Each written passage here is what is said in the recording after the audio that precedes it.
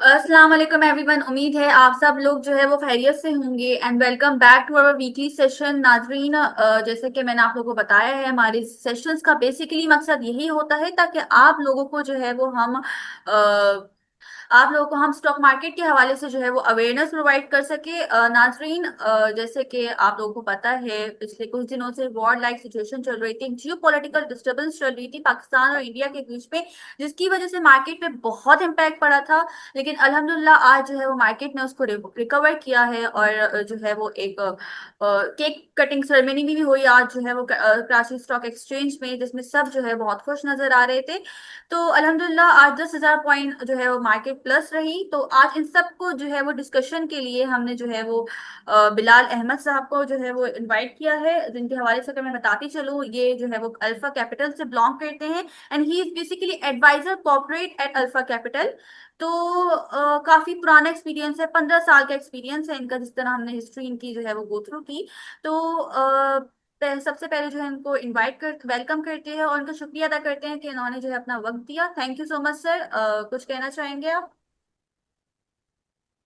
Bismillahirrahmanirrahim. Thank you, Ariba, for inviting me.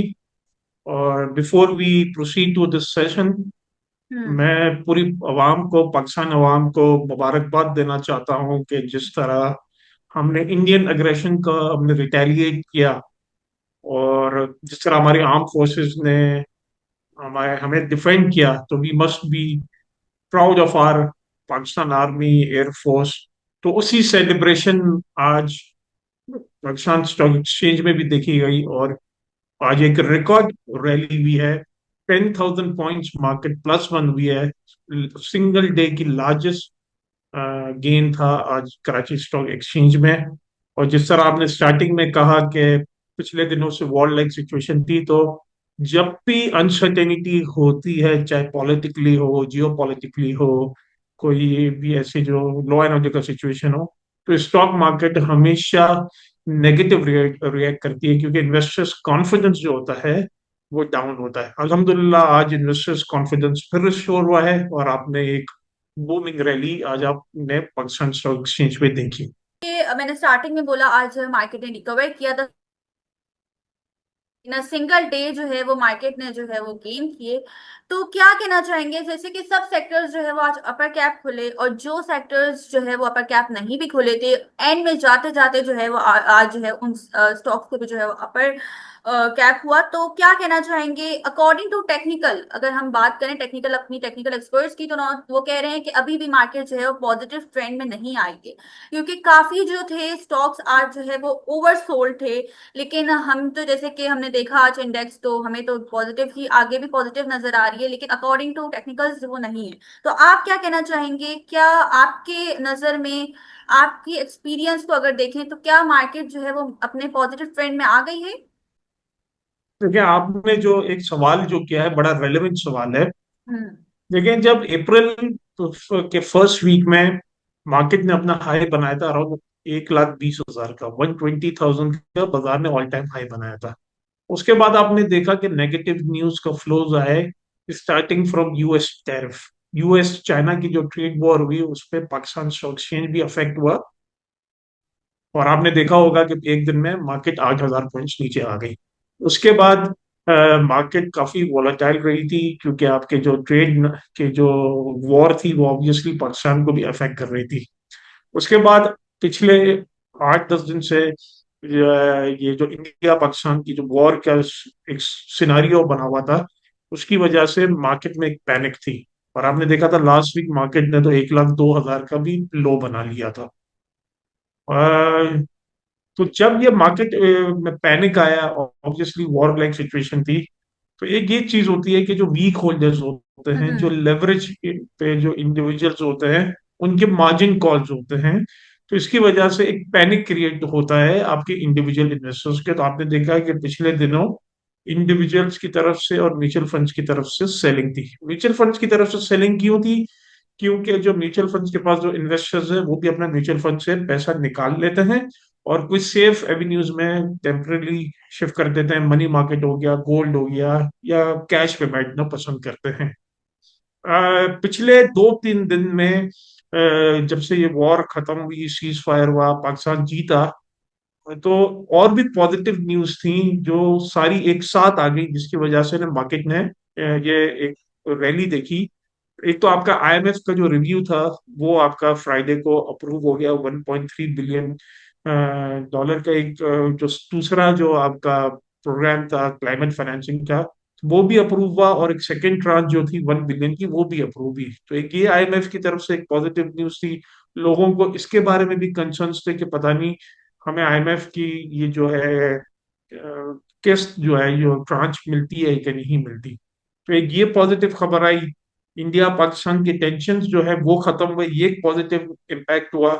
तीसरी जो आज आपने देखा कि चाइना और यूएस में 90 डेज का पॉज आ गया है, जो टैरिफ की जंग थी, तो वो भी ऑब्वियसली एक पाकिस्तान के लिए और जितनी भी इमर्जिंग और डेवलपमेंट इकोनॉमीज हैं उनके लिए ये पॉजिटिव है। तो ये तीन चार चीजें आपकी जो ये क्लब होके मार्केट में जो है ये पॉजिटिव फैक्टर्स बने। बिल्कुल। प्लस मार्केट जो थी वो हाईली ओवरसोल्ड थी, सोल्ड। टेक्निकल्स पे भी सोल्ड थी, और जो आपके जो कुछ स्टॉक्स थे उनकी तो प्राइसेस जो ये आ गई थी कि जो वो अपने हाई से 30 या 40% डाउन थे, तो उसमें आज आपने शार्प रिकवरी देखी। हम्म। अमूमन जब मार्केट में एक 5 या 6% का अपसर्ज आता है तो आप देखते हैं कि बाजार में वॉल्यूम्स बहुत होते हैं, लेकिन आज मार्केट में वॉल्यूम्स नहीं थे, मींस सेलर्स नहीं थे मार्केट में, जिसकी वजह से आपने देखा होगा कि मार्केट खुलते ही बहुत सी items, majority items, upper cap जो 10% का होता है इन सिंगल डे का, उस पे लोग बायर थे क्योंकि कॉन्फिडेंस रिस्टोर हुआ है इन्वेस्टर्स का। और मैं समझता हूँ कि ये एक बहुत बड़ी जो पाकिस्तान की विक्ट्री है। ये अब इन्वेस्टर्स का कॉन्फिडेंस बहाल करते करते साथ साथ और इन्वेस्टर्स अब सिर्फ नया पाकिस्तान स्टॉक एक्सचेंज में आएंगे, बल्कि ओवरऑल जो बिजनेस एनवायरनमेंट है पाकिस्तान का वो बहुत बेहतर हो जाएगा। सही। सर, सीमेंट सेक्टर की अगर हम बात करें तो सीमेंट सेक्टर में इस वक्त DG Khan cement, maple leaf cement और फौजी सीमेंट, ये सब जो है वो अपने हाई पर ट्रेड कर रहे हैं। तो आप क्या कहना चाहेंगे, क्या समझते हैं इस वक्त प्रॉफिट टेकिंग का राइट जो है वो मौका है, या अभी फिलहाल सीमेंट सेक्टर और आगे जाके जो है वो ये मजीद बेहतर हो जाएगा? देखें, जैसे जैसे हम अपने जो स्टॉक्स, इंडिविजुअल स्टॉक्स अपने हाइस पे जाते हैं तो सप्लाई तो आती है, लेकिन आप देखें ये जो सीमेंट सेक्टर हो गया है, स्टील सेक्टर हो गया है, जितने भी सिक्लिकल सेक्टर्स हैं, ये डायरेक्टली लिंक्ड होते हैं आपके इंटरेस्ट रेट्स के। एक साल पहले इंटरेस्ट रेट्स जो थे वो आपके 22% थे, जो अब 11% पे आ गए हैं। तो जाहिर है इनका एक बाद में एक इम्पैक्ट आएगा। आप देखेंगे कि सीमेंट सेक्टर्स की जो ऑफटेक्स के नंबर्स है वो ग्रेजुअली जो है वो इंक्रीज हो रहे हैं। अभी भी जो आप देखेंगे जो सीमेंट की जो कैपेसिटी है उस पर अब तकरीबन 35 to 40% यूटिलाइजेशन हो रही है। तो और अब जो सारी सीमेंट्स की जो है उनकी जो बैलेंस शीट में आप देखेंगे कि उनके जो इंटरेस्ट की जो कॉस्ट है वो कम हो रही है। तो अगर कोई लॉन्ग टर्म इन्वेस्टर है और वो अगर कोई 6 महीने या एक साल के व्यू से सीमेंट सेक्टर में इन्वेस्ट करना चाहता है, तो मैं समझता हूँ कि इन्वेस्ट सीमेंट सेक्टर एक वन ऑफ दोज सेक्टर है जिसमें आप अच्छे कैपिटल गेन्स बना सकते हैं। क्योंकि सीमेंट सेक्टर में आजकल डिविडेंड नहीं आ रहे, तो उसमें कोई डिविडेंड प्ले नहीं है। आपको पता है ना, दो किस्म के इन्वेस्टर्स होते हैं, एक वो होते हैं कि जो कैपिटल गेन्स की तरफ जाते हैं, और दूसरे वो होते हैं जो सिर्फ डिविडेंड यील्ड पे जाते हैं। तो कि सीमेंट सेक्टर की डिविडेंड यील्ड इतनी अच्छी नहीं है, लेकिन कैपिटल गेन्स की बात करें तो सीमेंट सेक्टर में काफी अपॉर्चुनिटीज हैं। जो लास्ट क्वार्टर रिजल्ट्स आए अक्रॉस द बोर्ड, सब सीमेंट कंपनीज के रिजल्ट्स अच्छे आए, उनके क्रॉस मार्जिन इंटैक्ट हैं, अर्निंग्स इंटैक्ट हैं। गोइंग फॉरवर्ड अगर आप अगले 4 क्वार्टर्स की अर्निंग्स पर आप उनकी वैल्यूएशंस करें तो सीमेंट सेक्टर्स काफी अट्रैक्टिव नजर आ रहे हैं। अच्छा, एक सवाल आया है। रऊफ महमूद, अपना सवाल कीजिए। अस्सलाम वालेकुम मैम। अस्सलाम वालेकुम सर। वालेकुम सलाम रऊफ साहब, कैसे आप? ठीक हैं? ठीक ठाक सर, अल्हम्दुलिल्लाह। सर, इतना मार्केट इतना हाइप पे गई है कि इतना अंदाजा भी नहीं था कि एक दिन में 10,000 पॉइंट इंडेक्स जो है ना गेन कर जाएंगे। तो इस तरह से आप अगले मतलब फर्दर डेज में क्या देख रहे हैं कि सर कल परसों भी मार्केट जो है ना इसी तरह से रहेगी, ताकि हम जो इन्वेस्टर हैं हम जरा खुश हो जाएं कि भाई मार्केट जो है ना मतलब अच्छे पाँव लगाएगी। और सर मुझे एक पीआईए के बारे में तो बता दें। इंडिविजुअल मेरा स्टॉक है पीआईए, बहुत ही गिर गया है। तो उसके बारे में तो बता दें सर। शुक्रिया सर। देखिए, देखिए दो चीजें। आपने कहा कि मार्केट में एक्सपेक्टेशंस नहीं थी कि आज मार्केट इतनी बढ़ जाएगी। जिस तरह मैंने इनिशियली कहा कि मार्केट में जो थी पिछले दिनों से काफी मंदी का रुझान था, तो जिसकी वजह से मार्केट ओवरसोल्ड थी और मार्केट ने आज जबरदस्त कम बैक किया है। अब आप जो आपका जो कहने का है कि मार्केट आगे कैसे होगी, तो देखिए, एक होती शॉर्ट टर्म स्ट्रेटेजी और एक होती है long term strategy. Short term में हो सकता है कि थोड़ी प्रॉफिट बुक को, जो आपके शॉर्ट टर्म इन्वेस्टर्स हैं, वो आपके जो है वो अपनी प्रॉफिट बुक करें। लेकिन अगर वो इन्वेस्टर जो लेवरेज पे काम नहीं करता और वो अपने ही हिसाब से अपनी जो कैपेसिटी में काम करता है और फंडामेंटली साउंड स्टॉक्स में इन्वेस्ट करता है, तो वो इस मार्केट में उसके काफी अच्छे रिटर्न्स बनेंगे। भी देखिए, जब मैंने आपको बताया कि दो तीन चीजें जो इम्पैक्ट हुई थी, आपका इंटरेस्ट रेट जो है वो लास्ट वीक कम हुआ 5 मई को, मॉनेटरी पॉलिसी का, उसका इम्पैक्ट मार्केट ने नहीं देखा था। उनका ये आईएमएफ का जो लोन आ गई, तो वो एक इम्पैक्ट है। तो और बाजार में आपकी लिक्विडिटी काफी है, क्योंकि अभी और लोगों को दूसरे एवेन्यूज नजर नहीं आ रहे। भी आपके जो बैंकिंग सेक्टर है, उसमें कुछ स्टॉक्स हैं जिसमें 12 से 13% डिविडेंड यील्ड है। आपके जो ऑयल सेक्टर है उसने काफी मार खाई है, काफी करेक्शन भी है उसमें, खासतौर पे ओजीडीसी, पीपीएल, पीएसओ में। पिछले एक महीने से हम सुन रहे थे कि सर्कुलर डेट की एक वन टाइम पेमेंट होनी है, बैंक्स ने एग्री कर लिया है। जो 1.2 ट्रिलियन पेमेंट होनी है against resolution of circular debt, वो भी है ना, अगर इसका भी ये रिजॉल्व हो जाती है तो अगेन आपका जो है वो ऑयल सेक्टर के लिए वो इम्प्रूवमेंट रहेगी। तो ओवरऑल अगर आप देखें कि अगर कोई 6 महीने या एक साल के व्यू से इस बाजार में इन्वेस्ट करेगा, तो उसके अच्छे रिटर्न्स बनेंगे। जो वो अगर वो दूसरे एसेट क्लास से कंपेयर करें, तो ये आपके पाकिस्तान स्टॉक एक्सचेंज में जो है वो अच्छे रिटर्न्स बनेंगे। जहां तक आपने पीआईए का कहा, देखिए सबको पता है जी कि जी। पीआईए के क्या हालात हैं। और अब पीआईए होनी है प्राइवेटाइज। अगर कोई पीआईए में की तरफ से या कोई प्राइवेटाइजेशन की तरफ से ये कोई इसमें पॉजिटिव खबर आएगी, तो ऑब्वियसली पीआईए जो है वो उसमें एक पॉजिटिव मूवमेंट देखेंगे। और इसमें ये लंबा प्रोसेस है, क्योंकि इसमें आपने इसकी बिडिंग होनी है, क्योंकि एक मरतबा पहले गवर्नमेंट ऑफ पाकिस्तान ने पीआईए को प्राइवेटाइज करने की कोशिश की, लेकिन वो नहीं हुआ। वो उन्होंने दूसरी स्ट्रेटेजी से आए। और अब हम उम्मीद करते हैं कि अब जो इन्वेस्टर्स कॉन्फिडेंस बेहतर हुआ है, तो हो सकता है कि आपका पीआईए को कोई अच्छे बायर्स मिल जाएं और फिर उसकी रीस्ट्रक्चरिंग हो, उसकी पूरा ऑपरेशनल लॉसेज है वो खत्म हो, चीजें बेहतर हो। तो ये पीआईए का अगर कोई सर। इन्वेस्ट करना चाहता है सर तो मेरे लॉन्ग टर्म के हिसाब से। जी जी। सर मेरे ना 1.5 लाख शेयर है। 16 रुपए और 80 पैसे की बाइंग बन रही है सर।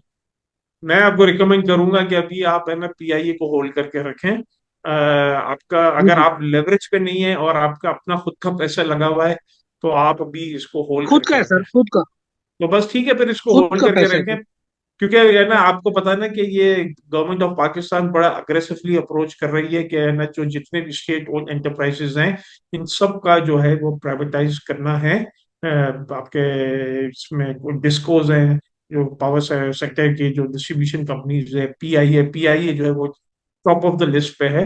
तो अगर पीआईए प्राइवेटाइज हो जाएगा तो ये आपको बहुत अच्छी गेन दे सकती है। बहुत बहुत शुक्रिया sir. You are a very nice and kind man sir. Thank you sir.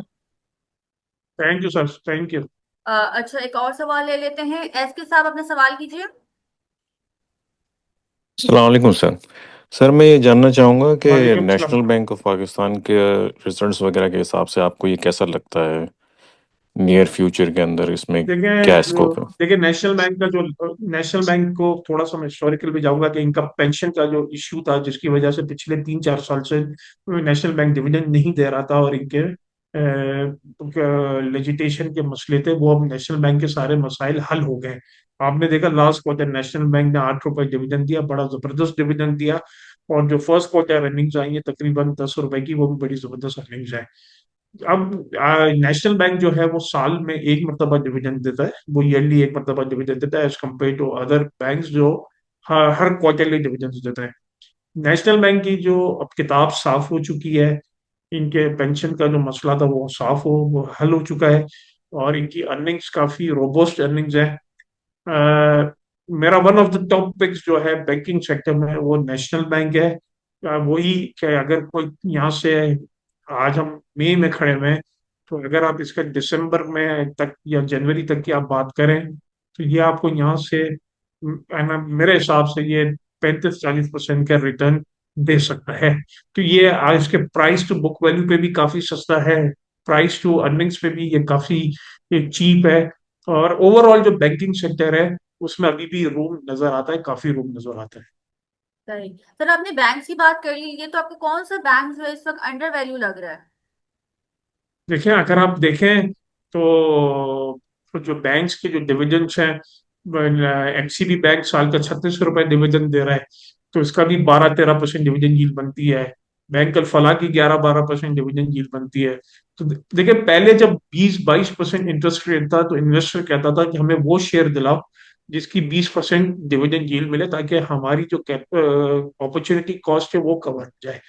कोई इन्वेस्टर जा है जो 10% या 11% की जो डिविडेंड यील्ड दे रही है, बैंक उस कंपनी में इन्वेस्ट कर रहा है। हम्म। तो मैं समझता हूँ कि जो अब बैंक्स की जो डिपॉजिट साइज और जो इनकी जो इन्वेस्टमेंट बुक्स इतनी बड़ी हो गई हैं कि बैंकिंग सेक्टर भी यहाँ से परफॉर्म करेगा। आप देखें कि बैंकिंग के जो है ये जो पिछले 2-3 साल आपकी टफ इकोनॉमी रही, हाई इंटरेस्ट रेट्स हुए, उसमें बैंक्स ने बड़े जबरदस्त तरीके से अपनी बुक्स को मैनेज मैनेज किया, और उनकी एक रिकॉर्ड प्रॉफिटेबिलिटी रही उसमें। एक तो हाई इंटरेस्ट रेट्स की वजह से भी, लेकिन खुद भी जो अच्छे बैंक्स हैं उन्होंने अपनी इंटरनली मैनेज की वजह से, इंटरनल मैनेजमेंट की वजह से रिकॉर्ड प्रॉफिट कमाए। तो ये जो आपके जो बड़े बैंक्स हैं, मेरे ख्याल में ये अभी भी इनमें काफी रूम है, जिसमें एमसीबी बैंक है, बैंक अल फलाह है, जो है आई थिंक ये यहाँ से परफॉर्म करेंगे। सही। सर अगर हम फार्मा सेक्टर की बात करें, तो आज फार्मा सेक्टर में जो है कोई ऐसी न्यूज़ थी, क्या था कि जो इसकी हमने सेलिंग देखी आज ओवरऑल फार्मा सेक्टर में? और आपको क्या लग रहा है यहाँ से फार्मा सेक्टर कैसा परफॉर्म करेगा? जिन्होंने फार्मा के स्टॉक्स जो है होल्ड किए हुए, तो उनको क्या करना चाहिए? देखिए, देखिए जो लास्ट क्वार्टर जो आए ना फार्मास्यूटिकल्स के, उसके जो रिजल्ट्स आए ना वो मार्केट एक्सपेक्टेशंस के मुताबिक नहीं आए। ये जो मेजर कंपनीज हैं उनके, अभी ये आपको पता है कि जब ये ट्रेड वॉर हुई थी, तो सबसे पहले फार्मास्यूटिकल के ऊपर बड़े इफ्स एंड बट्स थे, क्योंकि जो इनका रॉ मटेरियल है वो पाकिस्तान इंपोर्ट करता है, एपीआई जिसको कहते हैं, वो पाकिस्तान इसको इंपोर्ट कर रहा था, इंपोर्ट करता है, और इसमें बड़ी चीजें जो थी टैरिफ्स की वजह से अनसर्टेनिटी थी, और जो मार्जिन्स जो थे वो एज कम्पेयर टू पिछले क्वार्टर्स वो फार्मास्यूटिकल सेक्टर मेंटेन नहीं कर सका, जिसकी वजह से आपने सेलिंग देखी। और दूसरा आपने एक और चीज देखी थी कि अगर मार्केट का मल्टीपल 8.5 8 9 का मल्टीपल है, तो फार्मास्यूटिकल सेक्टर की जो कुछ कंपनी ऑलरेडी 20 या 25 के प्राइस टू अर्निंग मल्टीपल्स पे थी, तो ऑलरेडी वो ओवर वैल्यू थी, जिसकी वजह से आपने देखा कि फार्मास्यूटिकल सेक्टर में सेलिंग आई। मैं समझता हूं कि फार्मा के अलावा जो दूसरे सेक्टर्स हैं वो आपको ज्यादा गेन देगा। सही। अभी मैं जब तक नेक्स्ट क्वार्टर हम्म। के रिजल्ट्स नहीं आ जाते हैं, तो मैं फार्मास्यूटिकल्स में इन्वेस्टमेंट करने मैं नहीं करूंगा। आई एम वेटिंग कि नेक्स्ट क्वार्टर के रिजल्ट्स किस तरह आते हैं, उनकी सेल्स नंबर्स क्या आती हैं, उनके मार्जिन जो ग्रॉस मार्जिन हैं वो क्या रहते हैं। हम्म। सही। अच्छा सर, बजट भी आ रहा है नेक्स्ट मंथ, तो क्या कहना चाहेंगे? बजट आपको कैसा लग रहा है? क्या आवाम के जो है वो हक में होगा बजट, या पिछले जो बड़ा है? अच्छा सवाल किया है। देखें, जब भी बजट, देखिए आपका बड़ा अच्छा सवाल है। इस बार जो बजट आएगा फिर एक आईएमएफ के साथ मिलके ये बजट आएगा। आईएमएफ की कुछ कंडीशंस हैं जो आपने फुलफिल करनी है, क्योंकि अभी हम आईएमएफ प्रोग्राम में हैं। बजट जो है इसमें काफी अभी से चीजें आ रही हैं कि शायद कुछ नए टैक्सेस लगे, कहीं शायद जीएसटी बढ़े, लेकिन आप बजट से पहले आप हिस्टोरिकल देख लें हैं कि मार्केट जो है वो स्लो डाउन हो जाती है, क्योंकि वो अनसर्टेनिटी होती है। जिस तरह मैंने शुरू में कहा कि अनसर्टेन इन्वायरमेंट जो होता है वो इन्वेस्टर्स को तंग करता है। तो मेरे ख्याल में बजट से पहले जो है, एक हफ्ते पहले जो है, मार्केट स्लो डाउन होगी। लोग जो है बजट को देखेंगे कि क्या होता है। आज हमने सुना है, जो पाकिस्तान के जो मीडिया जो है वो रिपोर्ट कर रहा था कि आईएमएफ के साथ बातचीत चल रही है कॉर्पोरेट टैक्स को रेट को कम करने के लिए और सुपर टैक्स के रेट को कम करने के लिए। अगर कॉर्पोरेट टैक्स ये रेट कम हो जाता है और आपका सुपर टैक्स कम हो जाता है, तो ये आपकी जो कंपनीज है उनकी प्रॉफिटेबिलिटी को बढ़ाएगा। लेकिन जाहिर है जो बजटरी मेजर्स हैं, ये देखना पड़ेगा कि कितने नए टैक्सेस लगते हैं, क्या होता है। तो ये अभी काफी है ना, बहुत ही, मैं आपको कहूँ कि अभी कबलस वक्त है कि आप है ना बजट के बारे में कहें। लेकिन जो आपकी हिस्टोरिकल ट्रेंड है कि मार्केट जो है बजट के 8-10 दिन पहले बिल्कुल स्लो डाउन हो जाती है। और दूसरी चीज के बजट में से पहले काफी रूमर्स होती हैं, तो उस रूमर्स पे जो है इन्वेस्टर्स पैनिक भी करता है, रिएक्ट भी करता है, जिसकी वजह से मार्केट में वॉलेटिलिटी रहती है। बिल्कुल बिल्कुल पैनिक हो जाते हैं। ठीक। अच्छा सर, आज की क्लोजिंग को देख के कल क्या कहना चाहेंगे? कल मार्केट बुलिश होगी क्या? प्रॉफिट टेकिंग आएगी? क्या होगा कल की सिनेरियो? क्योंकि मैं ये समझता हूँ कि जिस तरह मार्केट स्ट्रॉन्ग नोट पे बंद हुई है, तो अगर आप मुझसे अगले एक आध हफ्ते का व्यू लें, तो मैं समझता हूँ कि मार्केट पॉजिटिव ट्रेंड पे ही रहेगी। एक जो मेजर रेजिस्टेंस है मार्केट का, वो 1,18,500, 1,18,900 है। और जो पिछला जो इंट्राडे हाई था वो 1,20,700 था। जाहिर है जो नई जब न्यू हाइस बनते हैं तो उस पे तो प्रॉफिट टेकिंग आती है। जिन्होंने पिछले वीक जिन्होंने थोड़ी बहुत बाइंग की थी, तो वो अपना प्रॉफिट बुक करेंगे।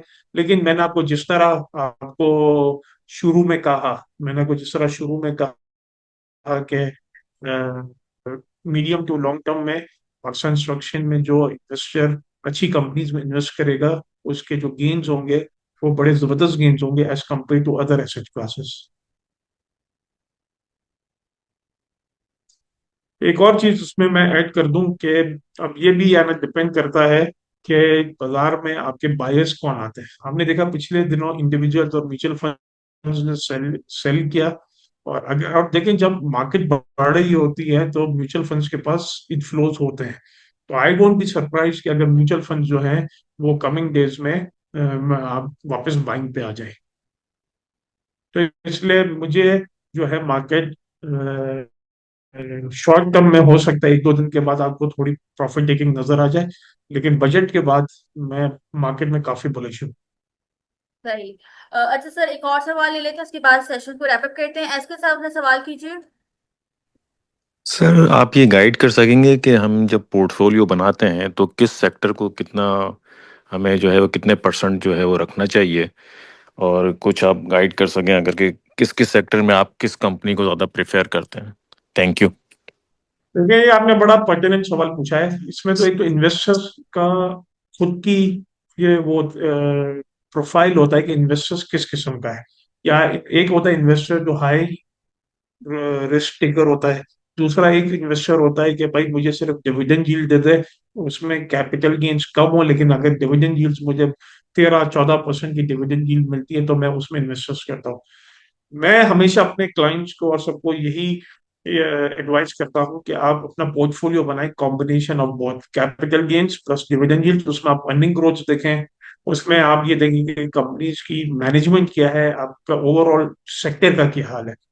तो मैं जो आपको इसमें एक तो सिंपल तरीका है कि जो के सी 100 इंडेक्स है या के सी 30 इंडेक्स है, उसमें जो वेटेजेस है उस हिसाब से लोग अपना पोर्टफोलियो बना देते हैं।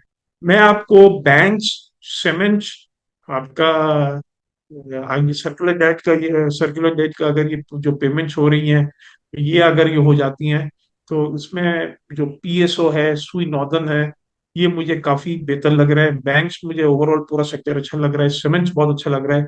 ग्लास सेक्टर, इसमें ना आपका गनी ग्लास है, तारिक ग्लास है, ये मुझे बहुत है ना अट्रैक्टिव लग रहा है।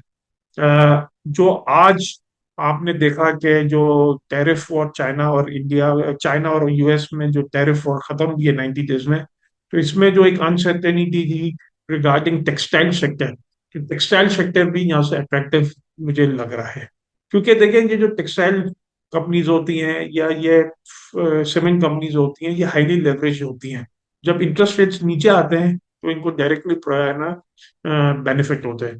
तो मेरे ख्याल में अगर जो डिविडेंड यील्ड के लिए आप अपने पोर्टफोलियो में 20 से 25% बैंकिंग स्टॉक्स रखें, फिर आप 20 से 25% ऑयल जिसमें पीपीएल ओजीडीसी हो गया, बाकी 30% आपके जो है ना सिक्लिकल जिसमें सीमेंट सेक्टर हो गया, ग्लास सेक्टर हो गया, ये जो चीजें हैं, जो पावर सेक्टर में जो आपको अच्छा डिविडेंड दे रहे हो, वो आप है ना अपना पोर्टफोलियो में रख सकते हैं।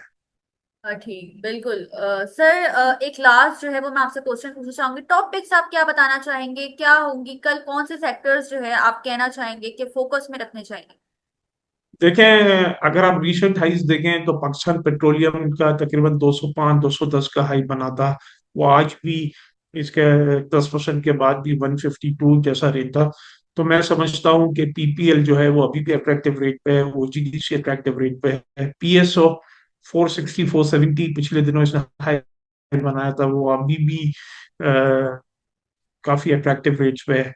तो ये जो स्टॉक्स हैं ये बेहतर लगते हैं। बैंक्स में आई थिंक एमसीबी बैंक में अभी भी रूम है। इसके साथ साथ आपका मेपल लीफ सीमेंट है, डीजी खान सीमेंट है। डीजी खान सीमेंट का जो लास्ट क्वार्टर तकरीबन पौने 4 रुपए जैसा अर्निंग आई थी, और अगले 4 क्वार्टर में हम एक्सपेक्ट कर रहे हैं कि इसकी 18 से 20 रुपए अर्निंग आ जाती है। अगर ये नेक्स्ट ईयर इसकी 20 रुपए अर्निंग आती है, और अगर आप इसको 8 या 9 का मल्टीपल देते हैं, तो ये 160 170 रुपए आप डीजी खान समेत अगले 3 4 महीने में देख सकते हैं। तो ओवरऑल जो है जो सिनारियो है वो काफी पॉजिटिव है मार्केट में, क्योंकि मार्केट्स में जो न्यूज पे रिएक्ट करती है तो वॉलेटिलिटी बहुत रहेगी। लेकिन ओवरऑल जो अपनी जिसको कहते हैं ना अपनी चादर देख के काम करेगा, तो वो जो है काफी मार्केट में पैसे बनाएगा। Thank you so much sir, आपने जो है अपने टॉपिक्स भी हमें दी। और thank you so much sir, आपने हमें इतना जो है वो कीमती वक्त दिया। आपने जो है हमारे सेशन में जो आए, और जो है वो thank you so much participants, thank you आपको सो मच। बहुत बहुत थैंक यू शुक्रिया। Everyone. Thank you thank you so much everyone. Sir. आगे जो है वो आपको हम फिर इनवाइट करेंगे सर। अपना बहुत सारा ख्याल रखिएगा, और नाज़रीन मैं आप लोगों से इजाजत लेना चाहूंगी। आप लोग भी अपना बहुत सारा ख्याल रखिएगा सर। अल्लाह हाफ़िज़।